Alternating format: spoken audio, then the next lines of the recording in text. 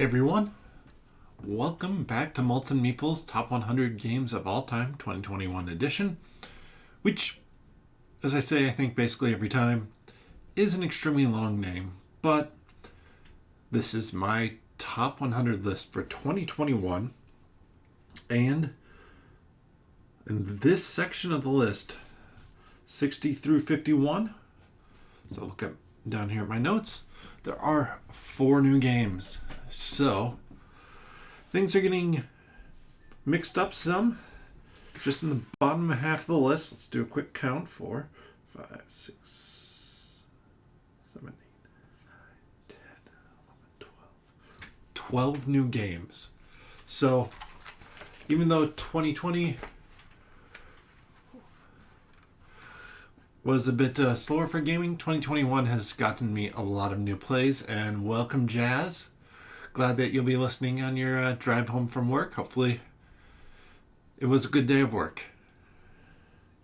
So tonight's drink, which Jazz can have once you're done driving, is again an old fashioned, but this time we have Jamaican bitters, which are going to be allspice, ginger, and black pepper of all things. So haven't had this flavor before.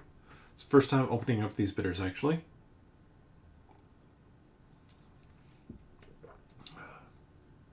That is good. The combination of the black pepper and ginger really give it a nice little kick to it, with the allspice kind of being a nice filling flavor beyond that. So, let's get down to the list. There's less of a rush than some weeks to get through stuff because, well, What If is done.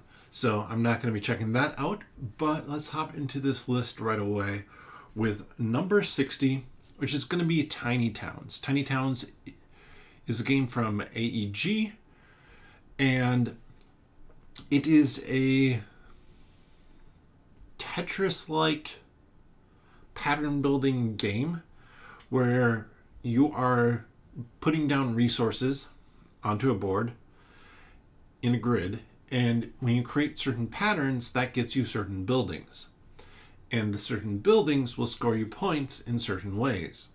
So you always have, you always have cottages, and cottages will score you 2 points if they are fed. Okay, how do you feed a cottage? Well, you feed a cottage by building something like a farm or an orchard, whatever sort of thing, food producing thing it might be.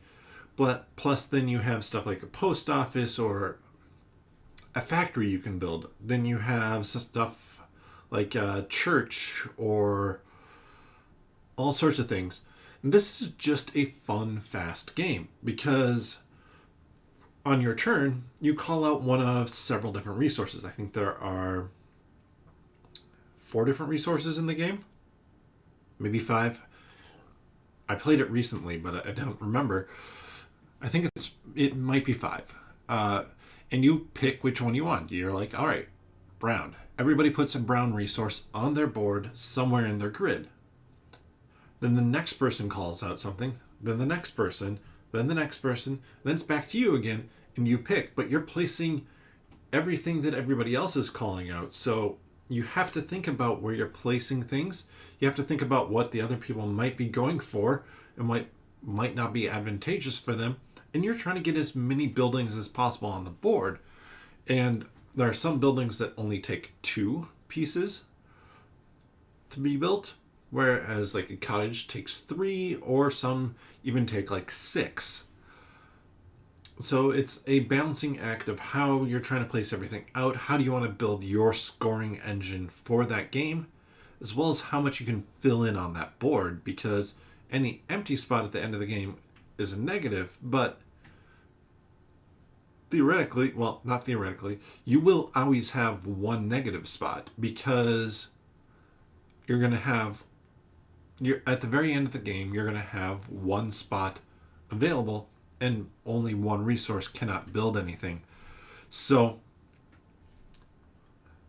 it's a lot of fun with 2 players. There's some variance as to how you can play it. I think officially there's a deck of cards that you can just flip, and that randomizes what resources come out, with every third one, I think, being whatever you choose. Or another option is each player picks one and then one random one. That way you can kind of create a better system for yourself. And otherwise, with two players, you can get into a situation where one player will be dominating or in determining what's going to be happening. It's a weird thing, but it works well at two as long as you play with one of those variants, and one of those is official. And it's a lot of fun at 4 or 3 because you're always doing something, so the game length doesn't change. So that is going to be my number 60, Tiny Towns. My number, and that was new to the list. My number 59 dropped all the way down from number 17 last year, even though I did play it not that long ago, and that's going to be Arkham Horror, the card game. This one is all over the map for me. I like it, clearly. It's been very high on my list, but every time I pull it out, I just want it to be a little bit easier, I think, to get to the table, or a little bit more thematic. I think it's a game, for me, where I prefer it when it isn't solo. As a solo game, it's fine, but I like to interact with somebody else to kind of plan in like this cooperative story adventure that we're going on. And it is a really good story and adventure sort of game, because you're taking your investigators, you're building their deck out, and then you're using those cards to complete challenges, gain clues, get weapons and stuff out in front of you so you're ready to fight. It's a lot of fun, works really well, and the fact that it's just cards, basically. I mean, there are some tokens, but there's no board. There's nothing major that is going to get swapped out. Being just cards, they do a ton of different things with it, and there's a lot of space to play with it. Just in the base box, which is up on the screen now, but also they've come out with a revised base box, which I think allows you to play 4 players out of the box. I don't remember for sure on that, but this one is really good. I just prefer it at 2, which is why I haven't gotten it to the table as much. You don't do anything while the other person's going, so it introduces downtime, but I think with the decision and just with some of the bookkeeping pieces of it, it's fun to have somebody else along for the ride, which is what's dropped it on the list. Though, if I can find another person to play it with, I'm going to knock out so many of the campaigns for this.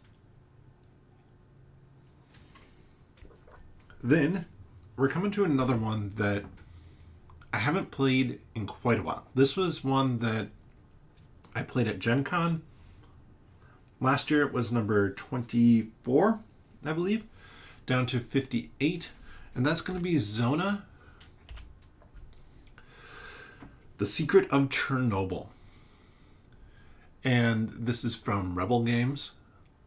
And it's probably one not probably, this might be the one most likely that you haven't heard of. Though, this section I won't lie, this one has a few.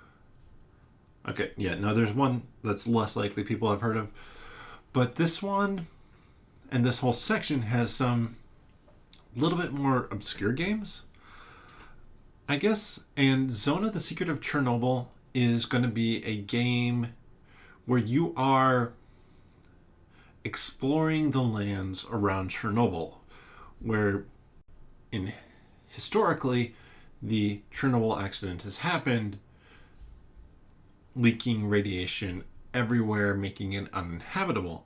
In this version of the world, there's something at the core of Chernobyl that you're trying to get to, and now there's all sorts of magic and monsters and maybe some safe spots you can get into, but you're trying to find all these different things to be able to get to the center of Chernobyl and work your way across the map doing that.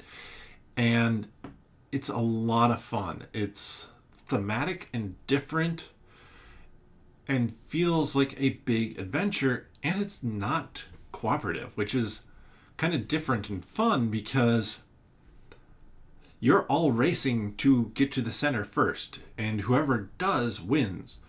But it's dangerous there, so there's a countdown timer that eventually the game is just going to end. So you can mess with other players, but if you spend too much time messing with them, now you're going to hinder yourself in terms of trying to complete the objective.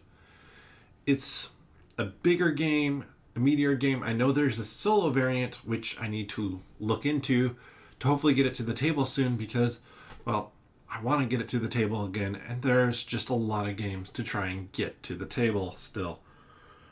So that was number 58, Zona, Secret of Chernobyl. And 57 is one I'm still waiting to come in from Kickstarter. Now, it's not the highest game that I don't have yet because I've only played a copy or a prototype that I'm waiting for it to come in from Kickstarter. This one I've been waiting on for quite some time, and the company finally put out another update a couple days ago, which was really nice to see. This is from Grimlord Games, if I remember the name of the company correctly, and it's going to be Village Attacks. Village Attacks is a tower defense game. At its heart, it's a tower defense game. You are protecting the heart of your castle, as well as trying to complete other objectives depending on the scenario, as the monsters who are dealing with the villagers coming in with their torches and pitchforks. And it's just waves upon waves upon waves of them ruining your perfectly good evening as you were just trying to sit there with the rest of your monster friends and relax, and they come to your door with torches and pitchforks and they call you a monster. Now, in all fairness, you are, but they should consider what they are as well. Played this one at Gen Con, and I think it was the most expensive event I signed up for because we got a pack of stuff for the game, like the scenario, as well as I think some standees for some different monsters or stuff like that. But the game was sold out everywhere. Like Grimlord Games did not have it available. There were maybe a few copies that were available in Europe, which didn't do me that much good. But they were going to be running a second Kickstarter. And they did, I want to say, in November or so of 2019. And then it's just been fairly quiet throughout the whole process. They're known for not being that great with their Kickstarter updates. But the last one before this one this past week was probably, I want to say, March of 2021. So about 6 months. And some of that is they have a second game that was in that final push to fulfill the Kickstarter or to get it to the manufacturer, which has happened at this point. So hopefully we're going to be getting more updates on this game, as well as eventually get this game into my hands, because I still have that Gen Con pack of stuff that I haven't been able to use yet, just because there's nowhere to get this game unless you want to buy it off of like eBay. Village Attacks, though, is a ton of fun. It has dark artwork on it, like not necessarily gross out artwork or anything like that. It's just a little bit darker in terms of artwork, and it's still just a lot of fun. Like, the game plays lighter than it looks in terms of theme, as well as then it plays lighter than it looks in terms of complexity as well. It uses a pretty nice dice system for what you're going to be doing. But that was number 34 last year, dropped all the way down to 57. And I think that's just because it's been over 2 years since I played it. Once I get my copy and I play it some more, we're going to see where it lands, but that will probably determine a whole lot. At number 56 is one that I hadn't actually played the physical copy of last year. It was 61 then. It has moved up a little bit as I've played it a couple times since I picked up my copy from Board Game Geek, and that's because this is a game from the Korea Board Game Company, I believe, and it is fruit picking. Now, if you see the cover, it doesn't say fruit picking on there in English, but that's because this game doesn't have an English distribution yet. This is a puzzle of a game that has you planting seeds around your board, kind of a Mancala style. So if you're not familiar with that, it's basically you pick up from one spot and you move, dropping one seed as you go in the other spots until you hit the last one, and that last one kind of determines what action you can take. Five Tribes is another game that does this. And this is a really light game. But you're going around, you're trying to end up in certain spots so you can buy cards. Those cards are basically a set collection. You're trying to collect different combinations of cards. It could be 3 groups of 2 cards that match, or it could be one of each of the fruits, whatever it is. And whenever somebody completes the goal, that finishes the game. But it just works really well because it's really fast. And one of the spots is a spot where, like a storehouse, where you drop off a seed, and those are the ones you spend to get stuff. But if that is your final one, you immediately take another turn. So if you set it up right, you could take 3 turns in a row and have a lot of seeds, be able to purchase whatever card you want, because the further they are down the line, the more expensive they are. It's just a really easy game and a fun one. I think this is kind of going to be one that sits on the list for a while, but may eventually fall off just as I play it more, because there's not that much complexity to it, and while the puzzle changes up each time, since the order of like the actions you take changes up, I'm not sure that this is one that will be in my collection forever. Right now, though, obviously I like it a lot, and I'm not going to like it less. I might just have played it out more so. So that is my number 56. And then we go on to 55. This is another new one on the list, and it is a fun name to say. Isle of Cats. The Isle of Cats, or I Love Cats if you say it really fast. This one is an interesting game. It looks really cute. The theme is fun. You're rescuing cats from an island before the bad guy gets there. But it's different. It's interesting because of how, like, all the different pieces of the game work. You get points for collecting sets of cats on your boat. You get points for secret scoring objectives that you have in your hand. You get points for treasures you have on your boat, not just the cat. You get points for public objectives that you can put out into play, or private ones, or all these different things, but they all kind of, to do all of them, it costs you fish. Fish are your currency. Fish are your currency. And let me go back a little bit to explain. So the round is basically split up into 2 parts. First one is you're drafting cards. Those cards are going to help you rescue cats, but also then help you with your scoring. But all of those cards cost fish, which isn't that big a deal if you get enough fish back every time, or you don't spend a ton of fish, because the second part is that you get cats to put on your board. And you can get any number of cats as long as you have the fish for them and the baskets to rescue them in. But again, rescuing the cats takes fish. So it's this push and pull of how much do you want to spend on keeping those cards you've drafted, to how much do you want to spend with the fish for the cats, because some cats are cheaper to get. Do you take a less ideal cat because it's cheaper to save some extra fish for the next round for taking more cards? It's really fun.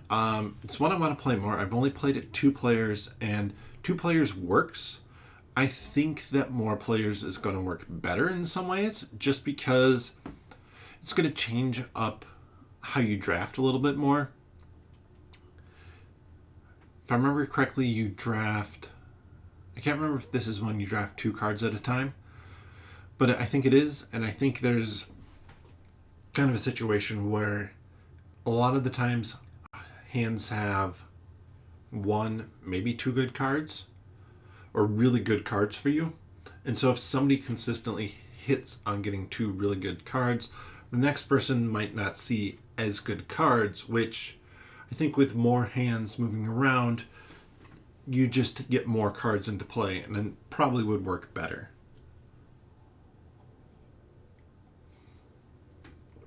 But new to the list, number 55, Isle of Cats. Number 54 is one that, looking at my list, I don't see it on there last year. I'm actually doing a double check of that right now, because it feels wrong that it wasn't on there last year, though I haven't played it in a while. Let's check one more page.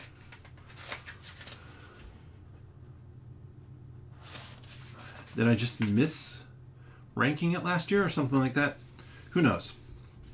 That is neither here or there. At number 54, and I know this one has been on my list previously, but it's back on the list again after last year, is Apocrypha Adventure Card Game. This one... So, the game that is based on it, that came out before this game, is the Pathfinder Adventure Card Game. In that one, you're going on adventures, you're completing certain missions, building up your deck, or building up, basically a deck that is your life, as well as what you're playing around with. And Apocrypha was an idea first. The Pathfinder Adventure Card Game came out first, and you can kind of tell, like, Pathfinder the Adventure Card Game is a little bit rough around the edges. Apocrypha is quite rough around the edges. In fact, the rules make it a little bit tough to play sometimes. But it is a really fun game, and it's a really interesting game, because all these different challenges and stuff you're doing are being done kind of based off of different dice that you roll, and the dice symbols for like the different attributes are on different sides of your player card, and you can help the people around you, but only if on your player card that matching die is towards them. And this is it's a dark game. It's a weird game that has you playing in a world where, like, demons and monsters and things, they exist, but not everybody can see them. Not everybody knows about them. And you're somebody who does, which means that you're like a weirdo in this world. Like, because it's basically the real world. And I mean, the best way to describe this game, or the theme and feel of this game, is to talk about one of the cards. So one of the cards that you potentially have to deal with is simply titled A Basket Full of Razor Blades. The artwork for A Basket Full of Razor Blades is a basket full of apples. Somebody has hidden razor blades in all those apples. And I mean, that's very dark, but also like just weirdly twisted in a way that I really like. But I mean, that probably describes me. Weirdly twisted to some extent. But the whole game is fun. It's a lot of scenarios, kind of stories built together that you can play one of them. You can kind of play a one-off thing, much like you could with Pathfinder Adventure card game. But this one, I like the theme better, and it just works for me with this weird twistedness that it has.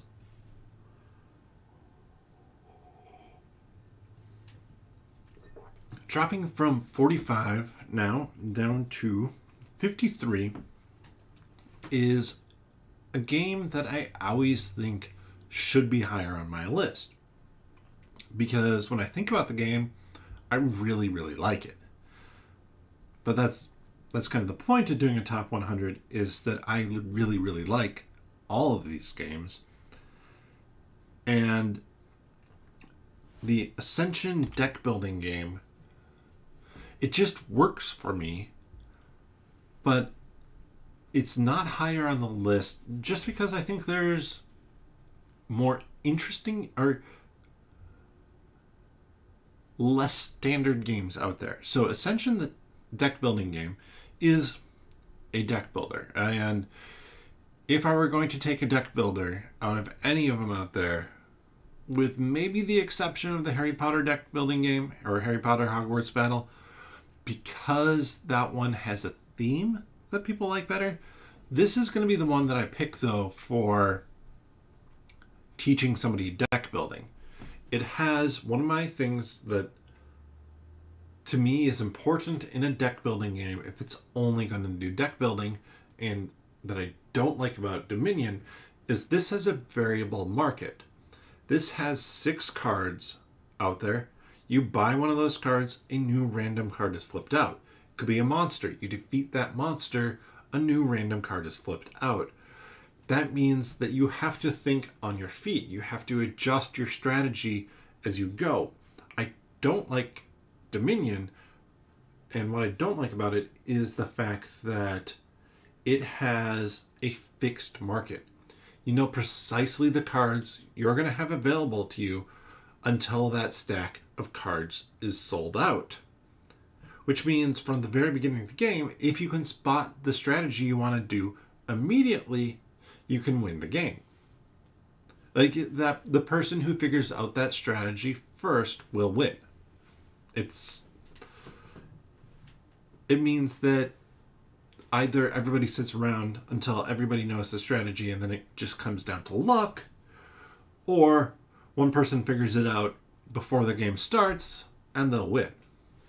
With Ascension, because of that variable market, and you don't know when a card is going to get flipped out, especially in a 4-player game, I buy a card and I immediately flip out a card, and it's one that I really wanted, but I can't afford it anymore. Now I have to hope that 3 people don't buy it. If they do, now I have to adjust my strategy. Now I have to adjust what I'm going for, because that might have been a really important piece to kind of my engine that I'm going for. And it just works well. It's a game where you feel like you have a ton to do every turn.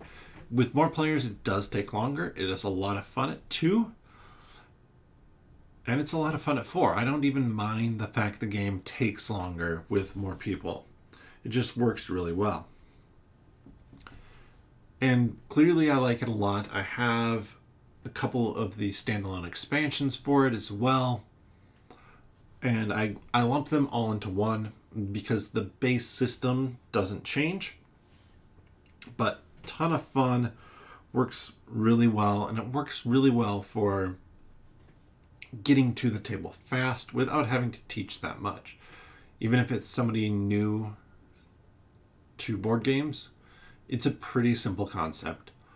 And if it's somebody who's familiar with deck builders, it makes it really easy to just sit down and be like, all right, in 3 minutes, I can tell you how this game works. And then we go up to number 52. And this game actually moved up from 62 to 52. I have not played this game in a couple years at this point. I own a copy of it and I really want to get it played. I was looking over here because, well, I'm not sure where it is on my shelf anymore, but that is going to be Galaxy Trucker. Now, this is a game that there are going to be some people who don't like it. And people aren't going to like this game because it's real time. It's kind of random in what it does. Well, real time for part of it and random in what it does for the other part of it. But it works for me. And I'm somebody who doesn't really generally like real time games. Like Fuse, I've played several times and I think it's okay. Magic Maze, I really don't like that well because those games are just constant stress. Throughout the whole of the game or the scenario that you're doing, it's just racing against that clock, trying to figure out when to reset it or listening to the timer count down on it, versus Galaxy Trucker, which does have that real-time piece, and that's you in real time building your spaceship out, and you're building it for cargo, for weapons, for shields, for engines, all trying to get the most cargo and be able to sell it and have the most money at the end. And that's really what you're going for. And so you build that ship, and then you have a round, or, well, several rounds of flipping cards out that different effects happen. It might be, oh, you find a planet. This planet, if you're the first person, you have the choice of which of these resources to take off and put on your ship. That's great. Second person to get there, get some stuff. Third person, get some stuff. And that's it. But then sometimes it's an asteroid. Okay, well, that's not that big a deal. Well, here comes the asteroid. You roll a die. It determines where it's going to come. And you have to figure out, do you have shield coverage for that? If it's a small asteroid, okay, well, I don't have a shield cover right there, but I do have a gun right there, so I can shoot it and blow it up out of the sky. But that asteroid's going to hit everybody in the exact same spot. And if you don't, now all of a sudden it dings your ship. You remove that tile that it hit. A big one comes, it dings it, or it takes out that whole row, and now you've lost just a chunk of your ship floating out there. And I know some people don't like it because, and on the Dice Tower, when Sam Healy was there, Sam Healy and Z Garcia did not like Galaxy Trucker because it felt like you built up your ship just for random stuff to destroy it. But I like that part. I like the fact that there's this tense moment of real time putting together your ship so everything works, followed up by this silliness of, oh, here come some pirates. Do you have enough firepower to drive them off? Oh, you don't? All right. They're going to start shooting. Let's see where they hit. And they may not hit, or they may hit it perfectly and blow your ship in half. You never really know, which I can see why it's annoying for some people, but for me, it's a lot of fun.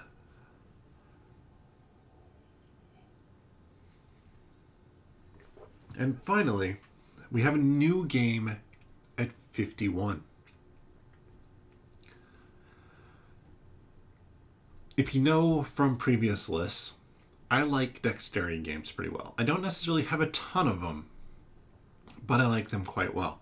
And this was a dexterity game that I picked up towards the end of everything in Minnesota being kind of closed down. Yeah, Jazz just commented that Galaxy Trucker seems like a lot of chaotic fun. It really is. And I will say with this one, with Galaxy Trucker, so there is a second edition out. I've heard good things about it. It's one I would say you don't need to pick up an expansion for. There are a lot of expansions for it, but they always add like more rules and more complexity. As I go back to the game I was just talking about, and Galaxy Trucker works for me really well because it's simple, and I don't know that I want more in it with the expansion stuff. But back to my love of dexterity games. This one, like I said, I picked up towards the end of kind of everything being shut down here in Minnesota. I traded in some board games to my friendly local game store and picked up Pitch Car. Now, this is a game that I know about because of the Dice Tower and Tom Vassell in particular, who likes this game a lot because it's just goofy fun. This is a racing game. You are racing around a track, flicking your car, which is a disc. And I've played it 5 or 6 times now since I've gotten it. And it plays, I mean, with what I have, it plays up to 8, I want to say. And it's just so much fun. It hasn't taken the top spot for a dexterity game for me. There might be 2 more, maybe 3 higher than this, but it's really good because on your turn, you just go up there and you flick your disc, your car, so it goes forward. And if it flips upside down, you go back to where you shot from. If it falls off the track, go back to where you shot from. If you knock somebody else off the track, they go back to where they were on the board. You can have traffic jams. But what makes this game work is that you can make this as hard or as difficult as you want. So, September, for a board game night that I do, we played racing games. And I set up a track of this. And I kept it pretty simple. It was all one level. No real gaps or jumps or anything like that. It was just, you were flicking it, trying to optimize how you got around this whole track.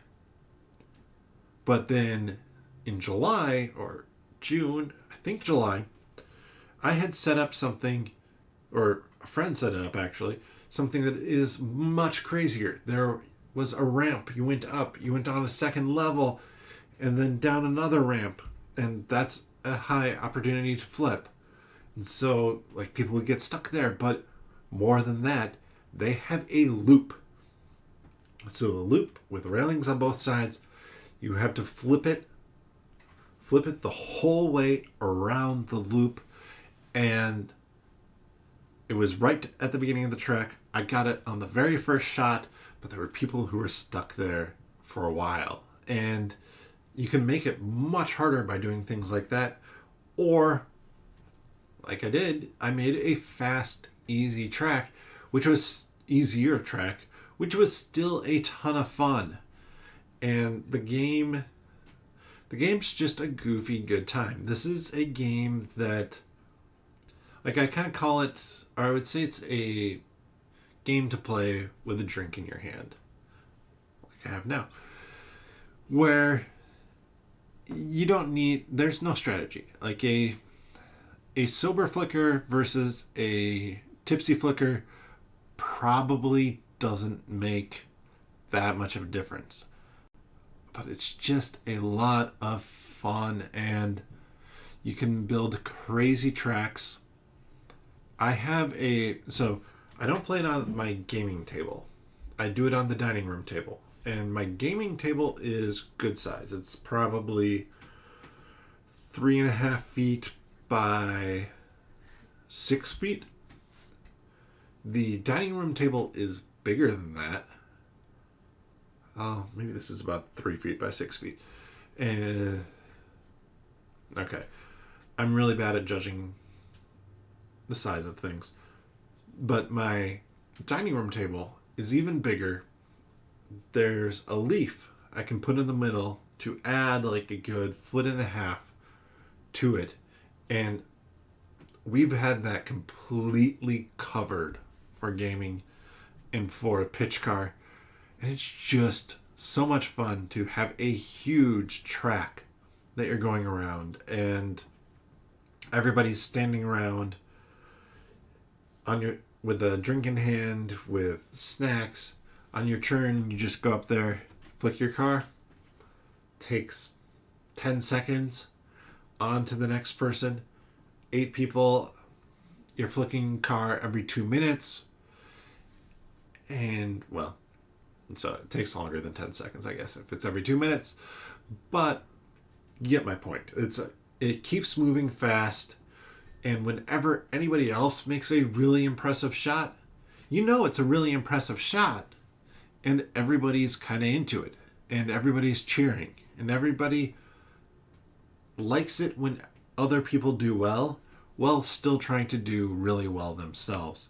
This is a game, I don't know how often I'll break it out, but there will at least be one game night every year where I set up a track, or somebody comes in and helps me set up a track, and it's just crazy. And I can see, I don't know that I'll necessarily take all of this somewhere, because the loop is a little bit too big to fit into a box nicely. But I have like a clothes box, one of those that slides under the bed, full of most of the pieces. There's a couple sets of pieces that are too long, but I could see taking that up to like family holiday, whatever it might be, playing it with my cousins, having a good time. I could see taking it to a different friendly local game store that I have here, setting it up across a couple different tables and just having a blast with it. And just it's the type of game that when it's set up, you're going to have people gather around because it looks different and it looks cool. So that was my number 51. Let's go through the games again quickly. Number 60, Tiny Towns. This is point salad-esque type game where you're building houses, kind of a polyomino type puzzle game. It's interesting to describe, but very easy to play. Arkham Horror, the card game. Really like this game. Really like this at 2 players. This is an Arkham game that is, well, it's cards and it's living card games. So there's tons of stuff out there to get, but every single scenario can feel really different. And this actually had an April Fool's joke. Fantasy Flight tweeted out that they were making Barkham Horror, which was a dog version of Arkham Horror. And enough people were interested in it that they printed a standalone scenario of Barkham Horror for this game, which is awesome. Then we have Zona, The Secret of Chernobyl. This is a big adventure game where everybody's racing to the core of Chernobyl to find this artifact that's there that kind of, I think it's what caused Chernobyl. It's a lot of fun, lots of monsters, just crazy weirdness. It's a good mix of reality-esque type things with magic and everything thrown into it. After that, we have Village Attacks. This is a tower defense game, but a tower defense game where you're not playing the good guys. You are the monsters dealing with those pesky villagers coming to your door with torches and pitchforks. And really, all you want to do is have a nice evening, but now you have to fight them. It's a lot of fun and good scenarios for the game. I'm just waiting for my Kickstarter copy to come in. After that, we have a game from Korea, Fruit Picking. This is a Mancala style game, which you're basically doing set collection, but with a really fun kind of the Mancala style piece, moving around of your seeds to get plants, basically, to get your different types of fruits. And it works really well. And Studio Lanniston, are you lucky enough to already have a copy of Village Attacks? Because if so, I'm jealous, and well, I'm close to Canada, but I don't think I'm close to your part of Canada.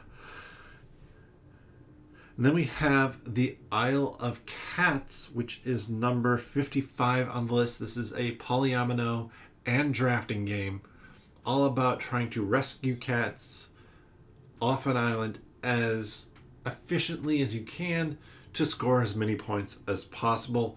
Really cute theme, really good mechanisms, and I'm really excited for the expansion and more stuff to come out from a recent Kickstarter. Ooh, that is lucky finding it at a local game store. So, one of the game stores I talked about this stream, they do a lot of used game stuff. I have never seen a copy of Village Attacks come in used. So, I'm jealous that you have one because I really want to get that in my hands. Number 54, we have Apocrypha adventure card game. And this is a dark, kind of spiritual warfare-esque world where you're saints, but not saints. You're people who can kind of drive back this darkness, this weirdness. And it's, like I said, this is kind of my type of twisted weirdness in... I'm going to go back to the description. There is a card called A Basket Full of Razor Blades with artwork that shows a basket full of apples. That just works for me. Then we have Ascension, the deck building game at 53. This is my intro deck builder. I love it for the fact that there are lots of combos you can do, but also the market changes up. The market is not fixed like something like Dominion. So the game doesn't favor somebody who comes in with a specific strategy they want to do. A lot of fun, works for me.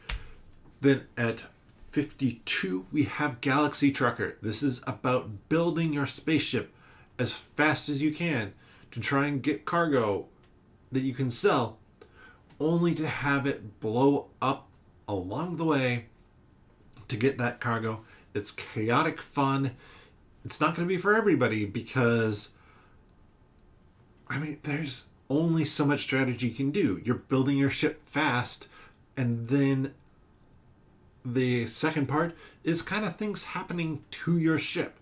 It's still a lot of fun and highly recommend it. And finally, we have a dexterity game in Pitch Car. This is your racing game where you're flicking discs around, which are your cars, to be the first one to finish. I can imagine with this one doing, maybe I'll try and do it. Maybe I'll set up whoever can make it one Saturday evening a month. You pick your car color and you're the driver of that car. Do a NASCAR style season, whatever it might be. Every time I get a racing game, I'm just like, okay, I want to do a season with this game. I want to do a cup to see who can do the best. And Pitch Car would be a silly one to do it with, but a lot of fun. So, that's going to be the list. We have reached the halfway point. So, I'll be good games from here on out. I know everybody who does a top 100 makes that joke. I clearly love all of these games. I love every single game I have in my top 100. And I do not have the stream events up yet for those next 5 weeks. But over the next 5 weeks, I will be putting up those events. And my hope is to get all of them up tonight on YouTube so that you can click that notification bell for those videos. Check out the previous ones I've done if you've missed any. I have them all on the Malts and Meeples YouTube channel where you're watching this, as well as over on nerdologist.com. If you don't necessarily want to watch the videos, I do the list there as well, and the videos in those posts. So every Wednesday, 8 p.m. Central Time, come join me for, well, what I've been doing is an old-fashioned and chatting about 10 games that I really love. Thank you so much for joining me, everybody who has tonight. I hope that you have enjoyed this stream. Down in the description, you can find out how to follow me other places, as well as nerdologist.com. So, again, thank you so much for watching, and, well, bottoms up. I'll see you next week.